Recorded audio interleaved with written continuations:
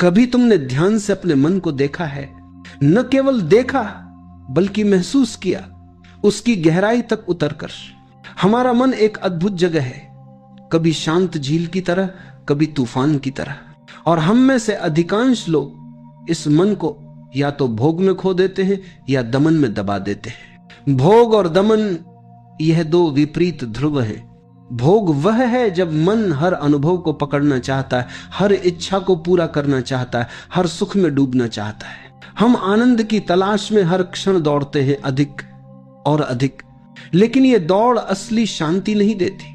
जितना अधिक हम पाते हैं उतना ही मन और लालची बनता जाता है, और इसी लालच में हम अपने भीतर की सच्ची ऊर्जा खो देते हैं। दमन, इसके विपरीत वह है जब हम कहते हैं ये ठीक नहीं है, इसे मत देखो, इसे महसूस मत करो। हम अपने भीतर उठती हर भावना, हर इच्छा, हर क्रोध को रोकने की कोशिश करते हैं। हम सोचते हैं कि दबाना ही शांति है, लेकिन जो दबाया जाता है वह नष्ट नहीं होता। वह भीतर एक दबाव बन जाता है, एक ऊर्जा जो घुटती रहती है। धीरे धीरे वह दबाव हमारे व्यवहार, हमारे निर्णय, हमारे शब्दों में झलकने लगता है। यही दमन का परिणाम है। भीतर अंधेरा, बाहर संघर्ष। दबाते हो वही तुम्हें बांधता है, जो तुम देखते हो वही मुक्त हो जाता है। ये सच है। हमारे भीतर जो उठता है उसे न दबाओ, न उसे पकड़ो, केवल देखो। देखना कोई सरल क्रिया नहीं है, ये ध्यान की शुरुआत है। जब तुम किसी भावना को बिना निर्णय के देखते हो, चाहे वह क्रोध हो, भय हो, लालसा हो या ईर्ष्या, तो तुम उसे पहचानते हो, और पहचानते ही वह अपने आप शांत होने लगती है। हमारा जीवन इस दोलन में फंसा है, भोग और दमन के बीच। हम या तो सुख के पीछे भागते हैं या दुख और पीड़ा को दबाने में लगे रहते हैं। लेकिन दोनों ही राहें हमें स्वतंत्रता नहीं, केवल बंधन देती है। भोग में मन खो जाता है, दमन में मन बंध जाता है। सच्चा मार्ग दोनों के बीच का मार्ग है, सजगता का मार्ग, साक्षी भाव का मार्ग। साक्षी भाव का अर्थ है देखना, बिना पकड़ने, बिना छोड़ने, बिना निर्णय के। जब तुम साक्षी बन जाते हो तो मन की ऊर्जा बदलने लगती है। जो ऊर्जा पहले भोग में बिखरी थी या दमन में दबा थी, वह अब रूपांतरित होकर ध्यान, समर्पण और अंततः करुणा में प्रवाहित होने लगती है। संयम यहां रिप्रेशन नहीं है। संयम का अर्थ है अवेयरनेस, सजगता। तुम महसूस करते हो कि भीतर जो कुछ भी घट रहा है वह तुम्हारा हिस्सा है, लेकिन तुम वही नहीं हो। तुम क्रोध नहीं हो, तुम भय नहीं हो, तुम लालसा नहीं हो। तुम केवल देखने वाला साक्षी हो। और जब सजगता गहरी होती है तब समर्पण आता है। समर्पण का अर्थ यह नहीं कि तुम निष्क्रिय हो गए, यह अर्थ है अब तुम जीवन के साथ बह रहे हो। अब जो घट रहा है वो तुम्हारे विरुद्ध नहीं घट रहा। तुम उसे रोकने की कोशिश नहीं करते और न ही उसे पकड़ते हो, तुम बस उसके साक्षी हो। ध्यान इस समय किसी अभ्यास का नाम नहीं रह जाता, यह तुम्हारा स्वभाव बन जाता है। चलना ध्यान है, बोलना ध्यान है, मौन रहना ध्यान है, क्योंकि अब भीतर कोई द्वंद्व नहीं बचा। मन शांत है, सजग है और ऊर्जा मुक्त है। समाधि इसी प्रक्रिया का परिणाम है। जब तुम्हारा मैं गल जाता है तब तुम पूर्ण रूप से एकत्व में उतर जाते हो। अब न कोई मैं है, न कोई अनुभव करने वाला। जो घट रहा है वह स्वयं जीवन कर रहा है। तुम केवल माध्यम हो, खुला, निर्मल, शून्य। इस स्थिति में दमन असंभव है।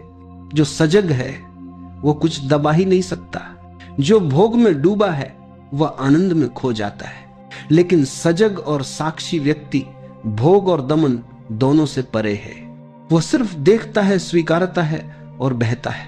करुणा इस सजगता और समाधि का स्वाभाविक फल है। जब भीतर शांति और सजगता स्थिर हो जाती है तो बाहर की दुनिया पर प्रतिक्रिया स्वतः प्रेम और करुणा से होती है। दूसरे का दुख उसका दुख नहीं बनता, न सुख उसका आनंद।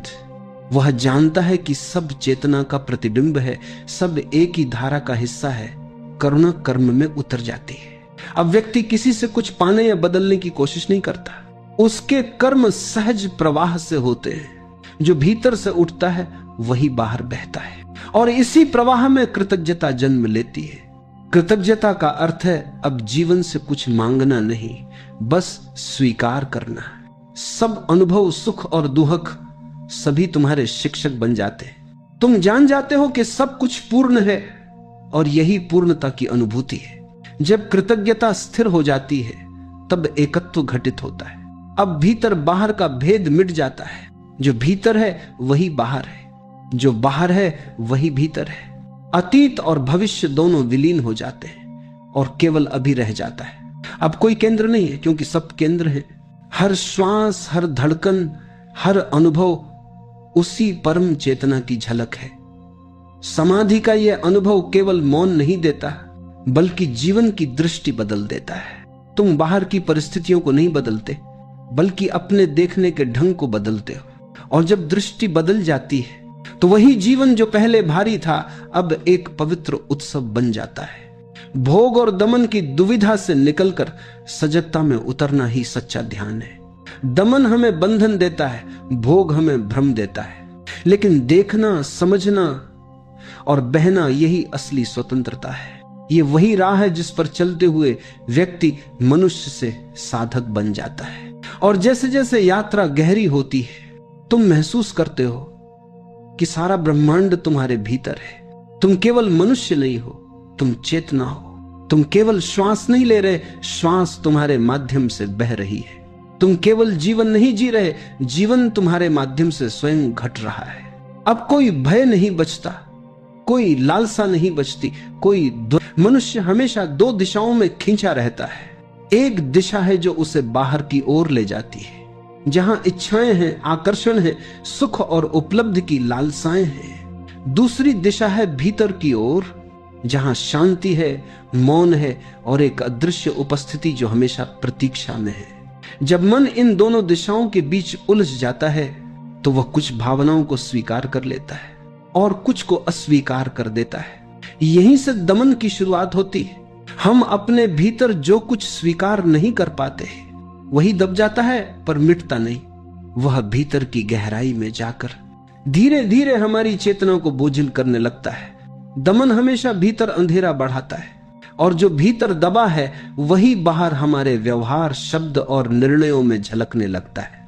तंत्र कहता है जिसे तुम दबाते हो वही तुम्हें बांधता है और जिसे तुम देख लेते हो वह स्वतः मुक्त हो जाता है। इसलिए पहला कदम है देखना, ना तो उसे स्वीकार करना ना अस्वीकार करना है।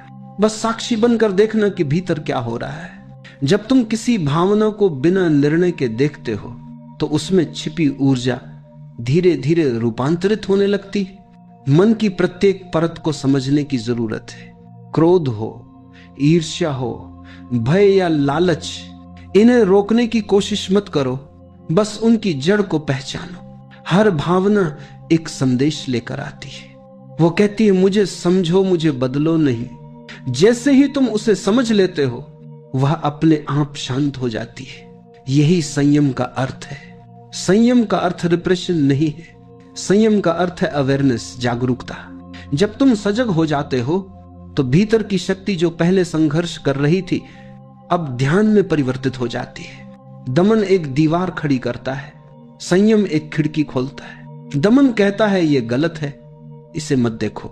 संयम कहता है इसे देखो, समझो, पर इसके गुलाम मत बनो। जब कोई व्यक्ति दमन छोड़ देता है और हर अनुभव को ध्यान से देखना सीख लेता है तो उसका मन धीरे धीरे स्वच्छ होने लगता है। वह जो पहले दबा था अब प्रकाश में आ जाता है और प्रकाश में कुछ भी टिकता नहीं, न भय, न क्रोध, न भ्रम, सब पिघल जाता है जैसे सूरज की गर्मी में बर्फ। याद रखो, समझना और दबाना दो विपरीत दिशाएं हैं। दबाना मन को और उलझाता है, समझना मन को मुक्त करता है। हर बार जब तुम भीतर कुछ उठते हुए देखो, कोई विचार, कोई लालसा, कोई पुरानी चोट, तो बस रुक जाओ और गहरी सांस लेकर उसे देखो। न भागो न पकड़ो, बस देखो। ये देखना ही ध्यान का प्रारंभ है।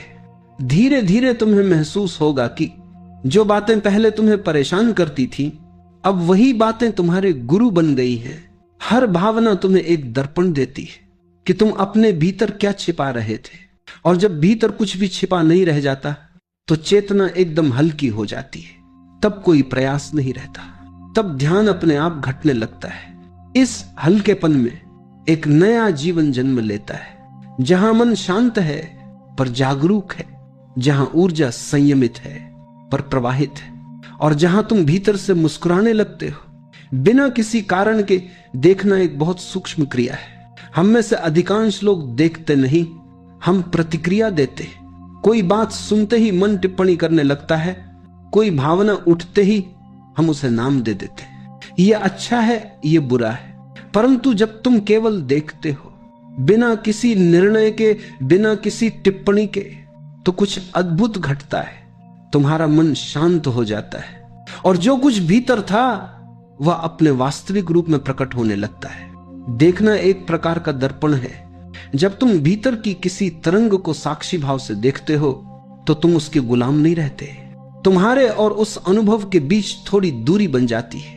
यही दूरी ध्यान की शुरुआत है। साधारण व्यक्ति हर अनुभव में खो जाता है। क्रोध आया तो वह क्रोध बन गया, भय आया तो वह भय बन गया, वासना आई तो वह उसी में डूब गया। पर जो व्यक्ति सजग है वह जानता है कि यह सब मुझ में घट रहा है, पर मैं ये नहीं हूं। यह मैं नहीं हूं कि अनुभूति सबसे गहरी मुक्ति है।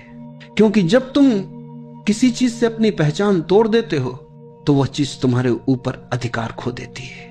धीरे धीरे मन की परतें खुलने लगती हैं। हर परत के पीछे कोई पुराना अनुभव, कोई दबा हुआ भाव, कोई अधूरा सपना छिपा होता है।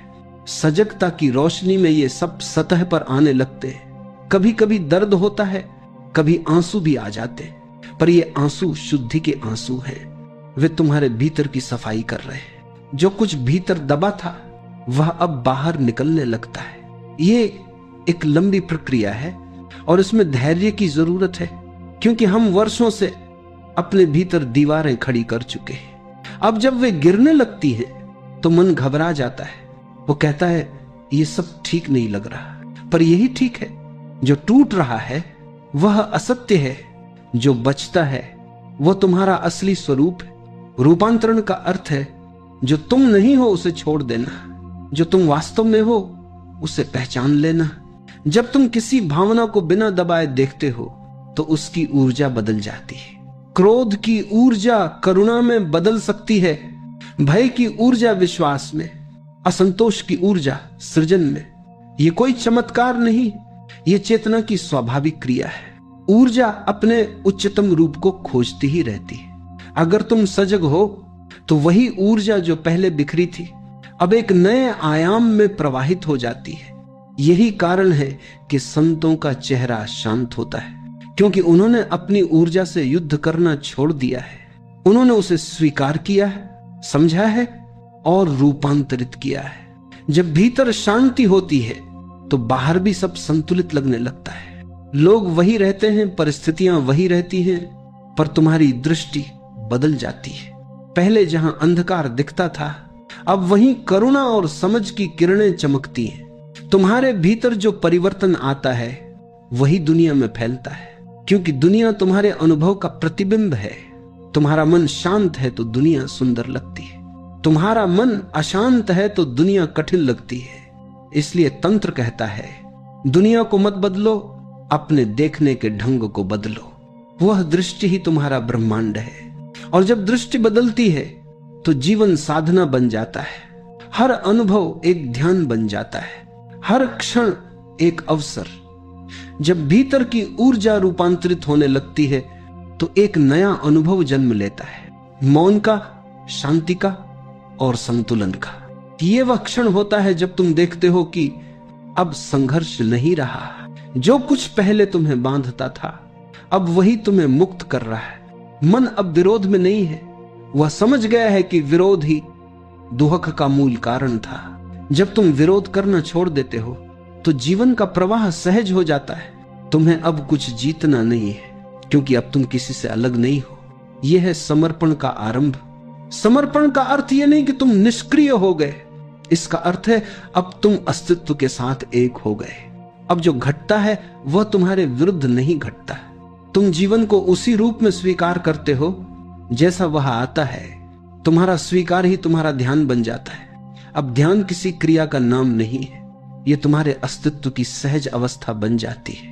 चलना ध्यान है, बोलना ध्यान है, मौन रहना भी ध्यान है, क्योंकि अब तुम्हारे भीतर कोई द्वंद्व नहीं बचा। समर्पण की स्थिति में मन बिल्कुल पारदर्शी हो जाता है। तुम्हारे भीतर जो भी आता है, भावना, विचार, स्मृति, वह आता है और चला जाता है। तुम उसे रोकते नहीं, तुम बस उसके साक्षी हो। यह साक्षी भाव ही मुक्ति का द्वार है। धीरे धीरे यह अनुभव गहराता जाता है। तुम महसूस करते हो कि तुम्हारा कोई केंद्र नहीं है, क्योंकि अब सब कुछ केंद्र है। हर चीज में वही चेतना, वही उपस्थिति दिखाई देने लगती है। अब कोई अलग मैं नहीं बचा, तुम हो। पर जैसे हवा है, बिना आकार, बिना सीमा, तुम बह रहे हो अस्तित्व के साथ, एक ऐसी लय में जो अनंत है। समर्पण का अर्थ मिट जाना नहीं है, बल्कि विस्तार पा लेना है। जैसे नदी सागर में गिरकर नष्ट नहीं होती, बल्कि महासागर बन जाती है, वैसे ही जब तुम स्वयं को छोड़ देते हो तो तुम सब में फैल जाते हो। यही सच्चा आत्म संयम है, जहां तुम कुछ दबाते नहीं, कुछ पकड़ते नहीं, सिर्फ देखते हो और बहते हो। इस अवस्था में दमन असंभव है, क्योंकि जो सजग है वह कुछ दबा ही नहीं सकता। वह जानता है कि हर चीज अपने समय पर आती है और चली जाती है, इसलिए वह केवल साक्षी रहता है, जैसे आकाश बादलों को गुजरते हुए देखता है। याद रखो, समर्पण कोई कर्म नहीं है, यह तो परिणाम है। लंबे जागरण, समझ और रूपांतरण की यात्रा का परिणाम। जब तुम पूरी तरह देखना सीख लेते हो तो जीवन अपने आप झुकने लगता है। तुम्हारा मैं धीरे धीरे गल जाता है और वही प्रेम का, करुणा का और असीम शांति का जन्म होता है। तुम अब किसी मार्ग पर नहीं चल रहे, तुम स्वयं मार्ग बन गए हो। तुम अब किसी खोज में नहीं हो, क्योंकि जो खोजता था वह अब मिलन में विलीन हो गया है। यह समर्पण केवल एक भाव नहीं, यह अस्तित्व की अनुभूति है। अब तुम और अस्तित्व दो नहीं रहे। जो कुछ भी घट रहा है वो तुम्हारे भीतर घट रहा है, और इस अनुभव में कोई भय नहीं, कोई आकांक्षा नहीं, सिर्फ एक गहरी संतुष्टि, एक अनंत मौन। जब समर्पण पूर्ण होता है तो साधक के भीतर एक असीम मौन उतर आता है। अब कोई प्रश्न नहीं बचता, कोई उत्तर की खोज नहीं रहती। जीवन अब किसी लक्ष्य की ओर नहीं जा रहा, क्योंकि उसने लक्ष्य और मार्ग दोनों को पार कर लिया है। जो कुछ था वह सब घट चुका है। अब केवल एक स्थिरता है। जैसे गंगा समुद्र में मिलकर ठहर जाती है, वैसे ही चेतना अपने स्रोत में विलीन हो जाती है। समर्पण के बाद जो घटता है वही समाधि है। समाधि का अर्थ है पूर्ण संतुलन, पूर्ण शांति, पूर्ण एकत्व। यह वह अवस्था है जहां मैं का अस्तित्व समाप्त हो जाता है। अब न कोई करता है, न कोई अनुभव करने वाला। जो कुछ भी हो रहा है वह स्वयं जीवन कर रहा है। तुम केवल माध्यम रह जाते हो, खुले, निर्मल, शून्य। इस शून्यता में अस्तित्व की संपूर्ण धारा प्रवाहित होती है। यहीं से जीवन का असली अर्थ जन्म लेता है, क्योंकि जब मैं नहीं होता तभी प्रेम संभव होता है। जब नियंत्रण नहीं होता तभी समरसता घटती है। समाधि कोई चमत्कार नहीं, कोई परलोक का अनुभव नहीं। ये यही इसी क्षण में संभव है। जब मन रुक जाता है, जब समय रुक जाता है, तो जो बचता है वही समाधि है। तुम अब बाहर से नहीं जी रहे, तुम भीतर से प्रवाहित हो रहे हो। हर सांस ध्यान बन जाती है, हर क्षण पूजा बन जाता है। इस अवस्था में कोई डर नहीं बचता, क्योंकि भय हमेशा अलगाव से पैदा होता है। जहां मैं और दूसरा दो है, पर समाधि में दूसरा कोई नहीं बचता। जो दिख रहा है वही तुम हो, जो सुनाई दे रहा है वही तुम्हारी ही प्रतिध्वनि है। जो घट रहा है वह तुम में ही घट रहा है। यही पूर्णता है। यही वह क्षण है जहां यात्रा समाप्त होती है और फिर से शुरू होती है, क्योंकि जीवन का चक्र कभी रुकता नहीं। बस अब तुम जानते हो कि तुम चक्र के केंद्र में हो, उसके घूमने में नहीं।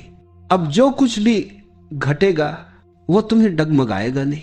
प्रशंसा हो या अपमान, सफलता हो या असफलता, सब एक ही आकाश में बादलों की तरह गुजर जाते। आकाश को क्या फर्क पड़ता है? वह सदा वैसा ही रहता है, स्वच्छ, शांत, असीम। ये जानना कि मैं वही आकाश हूं, यही समाधि है। समाधि कोई स्थिति नहीं, ये तो तुम्हारे स्वभाव का स्मरण है। ये याद करना कि तुम वही चेतना हो जो सब में व्याप्त है। ये महसूस करना कि जीवन और मृत्यु के बीच कोई सीमा नहीं है, बस एक निरंतर प्रवाह है। अब तुम किसी दिशा में नहीं बढ़ रहे, अब तुम स्वयं दिशा बन गए हो। अब कोई गुरु, कोई शास्त्र, कोई साधना नहीं चाहिए, क्योंकि तुम स्वयं अनुभव हो। जो खोज रहा था वही अब पाया गया है। इस स्थिति में शब्द छोटे पड़ जाते हैं, क्योंकि यह अनुभव किसी भाषा में नहीं समा सकता। यह मौन की भाषा है, और मौन वह भाषा है जिससे केवल हृदय सुन सकता है। इसलिए जब तुम समाधि के निकट आते हो तो बोलना कम हो जाता है, सुनना बढ़ जाता है, क्योंकि अब तुम सुनते हो। अस्तित्व क्या कहना चाहता है? अस्तित्व हर क्षण बोल रहा है, हवा में, पत्तों में, लहरों में, मौन में। जो सुनना जानता है वह समझता है कि जीवन कभी मौन नहीं होता, वह निरंतर संगीत है, एक अनसुनी धुन जो हर क्षण में धड़कती रहती है।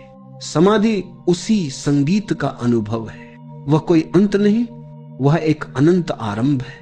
जब साधक समाधि में स्थिर हो जाता है तो उसके भीतर एक गहरी शांति फैल जाती है, जैसे किसी झील का पानी पूर्णतः स्थिर हो गया हो। अब उसमें आकाश का प्रतिबिंब साफ दिखाई देता है। ऐसे ही उस व्यक्ति के भीतर अब अस्तित्व का संपूर्ण आकाश प्रतिबिंबित होने लगता है। समाधि केवल मौन नहीं देती, वह एक नई दृष्टि देती है। अब जो कुछ भी दिखता है वह उसी चेतना का अंश दिखाई देता है। पेड़, पशु, मनुष्य, पत्थर, सब में एक ही जीवन की धारा बहती दिखाई देती है। यह अनुभव ही करुणा का जन्म है। करुणा का अर्थ दया नहीं है। दया में ऊपर नीचे का भाव होता है कि कोई बड़ा है और दूसरा छोटा, पर करुणा में कोई ऊंच नीच नहीं। यह तो बस एक सहज भाव है, जैसे फूल अपनी सुगंध बांट देता है बिना यह सोचे कि कौन योग्य है और कौन नहीं। समाधि के बाद व्यक्ति अब किसी से अलग नहीं रहता, वह सब में स्वयं को देखता है। किसी का दर्द अब उसका अपना दर्द लगता है, किसी की मुस्कान उसकी अपनी मुस्कान। वो जानता है कि जो चेतना उसके भीतर है वही चेतना सब में है। यहीं से जीवन में सच्ची करुणा प्रकट होती है। अब सहायता कोई कर्तव्य नहीं, बल्कि एक सहज अभिव्यक्ति बन जाती है। वह व्यक्ति दूसरों को बदलने की कोशिश नहीं करता, क्योंकि वह जानता है कि हर आत्मा अपनी यात्रा पर है। वह केवल प्रकाश बनकर जीता है, जिससे दूसरों का मार्ग अपने आप उज्जवल हो जाता है। करुणा की जड़ शांति में है। जो भीतर से बेचैन है वह करुणा में नहीं हो सकता। करुणा तभी आती है जब भीतर पूर्ण स्थिरता हो, जब मैं का कोई आग्रह न बचा हो, क्योंकि जब न मिटता है तो वही ऊर्जा प्रेम में बदल जाती है। यह प्रेम किसी व्यक्ति के लिए नहीं होता, यह तो अस्तित्व के लिए होता है। यह हर दिशा में बहता है, बिना किसी कारण, बिना किसी गंतव्य के। यह वैसा ही प्रेम है जैसा सूर्य देता है। वह नहीं पूछता कौन योग्य है कौन नहीं, वह बस चमकता है। करुणा कोई भावना नहीं, यह तो एक अस्तित्व की स्थिति है। यह तब आती है जब तुम पूर्ण रूप से मौन में डूबे हो, और उसी मौन से तुम्हारी प्रत्येक क्रिया जन्म लेती है। अब जो भी तुम करते हो, बोलते हो, देखते हो, चलते हो, सब में वही करुणा झलकती है। ऐसे व्यक्ति की उपस्थिति ही चिकित्सा बन जाती है। वह कुछ नहीं करता, पर उसकी मौजूदगी दूसरों को शांति देती है। उसका मौन वाणी बन जाता है, उसका हृदय प्रार्थना बन जाता है। यही कारण है कि बड़े बड़े गुरु कुछ सिखाते नहीं, वे बस जीते हैं, और उनका जीवन ही शिक्षा बन जाता है, उनका मौन ही संदेश। वे कुछ कहते नहीं, पर हर शब्द उनके भीतर की करुणा से भीगा होता है। करुणा वह सुगंध है जो समाधि के फूल से निकलती है। बिना समाधि के करुणा संभव नहीं, क्योंकि तब वह केवल भावना बन जाती है। भावना अस्थिर होती है, पर करुणा चिरस्थायी है। वह किसी परिस्थिति पर निर्भर नहीं करती। जो व्यक्ति करुणामय हो जाता है वह जीवन के सबसे ऊंचे शिखर पर पहुंच जाता है। अब उसकी साधना समाप्त नहीं होती, बल्कि वह हर जीव की साधना का कारण बन जाता है। उसकी शांति अब व्यक्तिगत नहीं, सार्वभौमिक हो जाती है। और यही अंतिम उद्देश्य है कि जो मौन हमने भीतर पाया वह दूसरों के जीवन में प्रकाश बनकर बहे। यही समाधि का फूल है और करुणा उसकी सुगंध। जब करुणा हृदय में स्थिर हो जाती है तो वह केवल भावना बनकर नहीं रह जाती, वह कर्म बन जाती है। अब व्यक्ति के हर कार्य में प्रेम की झलक होती है। उसके हाथ अब हिंसा नहीं जानते, उसकी आंखें अब दोष नहीं खोजती, उसके शब्द अब चुभते नहीं बल्कि मरहम बन जाते।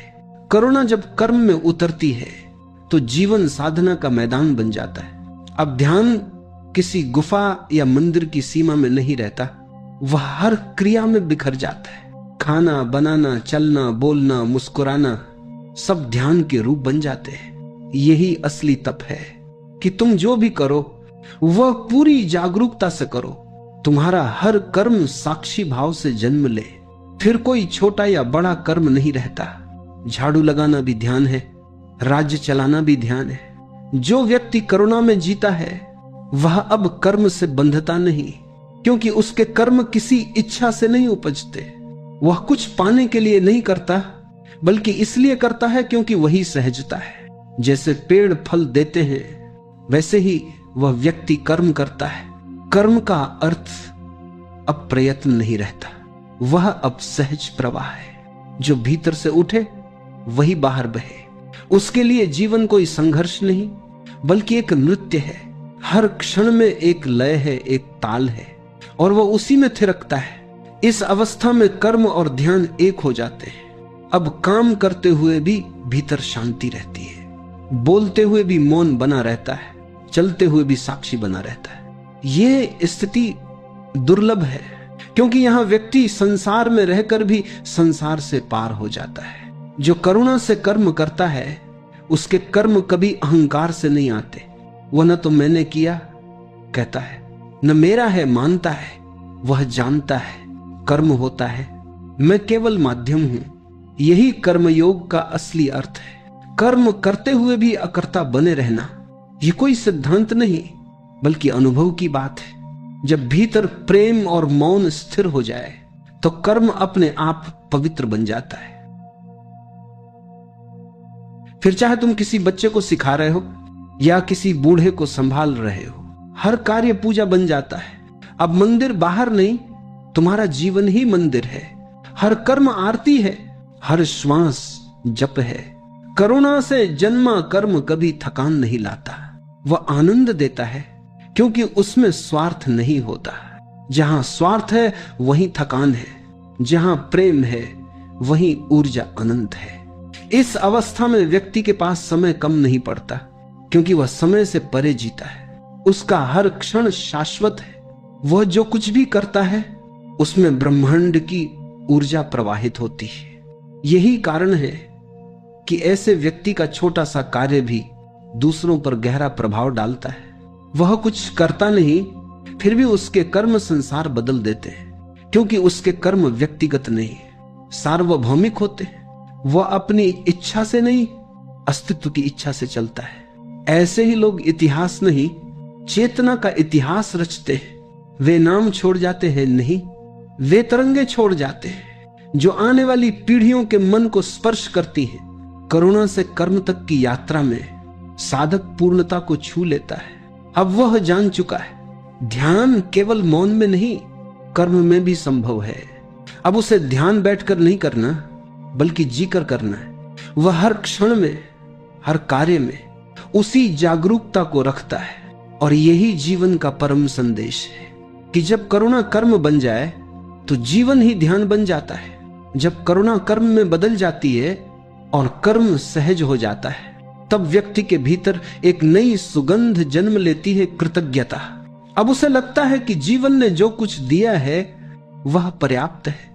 अब कोई शिकायत नहीं रहती क्योंकि अब उसे दिखाई देता है कि हर घटना, हर व्यक्ति, हर परिस्थिति उसकी अपनी जागरूकता का हिस्सा थी।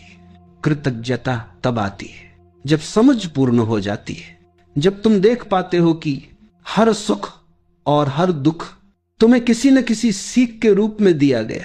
कभी किसी ने तुम्हें प्रेम सिखाया, कभी किसी ने सहनशीलता, कभी जीवन ने तुम्हें मौन सिखाया, कभी त्याग, और जब ये समझ स्थिर हो जाती है तो हृदय अपने आप धन्यवाद बन जाता है। अब साधक किसी विशेष ईश्वर को धन्यवाद नहीं देता, वह अस्तित्व को धन्यवाद देता है, वह जीवन को धन्यवाद देता है, वह हवा, जल, मिट्टी, प्रकाश, हर तत्व को प्रणाम करता है, क्योंकि अब वह जानता है कि वह इन सब से अलग नहीं है। कृतज्ञता एक ऐसी स्थिति है जहां मांगने की जगह मानने का भाव आता है। अब व्यक्ति जीवन से कुछ चाहता नहीं, बल्कि जीवन को वैसे ही स्वीकार करता है जैसा वह है। यह स्वीकार ही शांति का द्वार है। जिसने जीवन को हां कहना सीख लिया, वह अब द्वंद्व में नहीं रहता। न तो उसे भविष्य का डर है, न अतीत का पछतावा। वह हर क्षण को अस्तित्व का उपहार मानकर जीता है। कृतज्ञता कोई सोच नहीं है, यह एक अनुभूति है।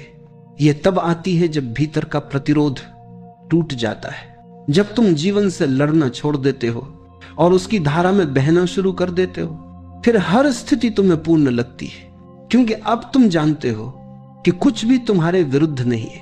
अस्तित्व तुम्हारे साथ है, हर क्षण तुम्हारे पक्ष में काम कर रहा है।